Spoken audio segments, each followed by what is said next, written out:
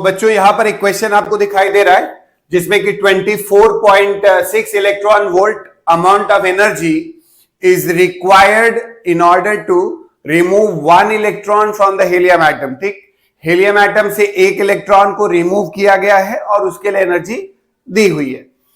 अब कहा जा रहा है कि अगर हम हीलियम के दोनों ही इलेक्ट्रॉन्स को बाहर निकालते हैं तब उस सिचुएशन में हमें कितनी एनर्जी रिक्वायर्ड होगी। This is the question. Now you can just think on this. पहली बात, हीलियम के आउटर ऑर्बिट में कितने इलेक्ट्रॉन है बच्चों? 2 इलेक्ट्रॉन होते हैं। तो हीलियम के जब पहला इलेक्ट्रॉन निकला ना, तो पहला इलेक्ट्रॉन निकलने के बाद वो हाइड्रोजन लाइक एटम की तरह बिहेव करता है। उस सिचुएशन में हम बोर का रिजल्ट लगा सकते हैं।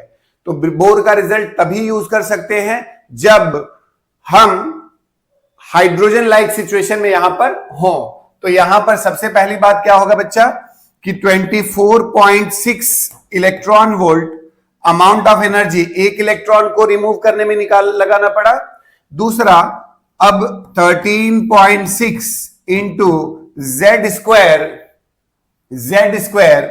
जेड का स्क्वायर मतलब कितना होगा बच्चा? हीलियम है 2 का स्क्वायर बाई एन का स्क्वायर ग्राउंड स्टेट से।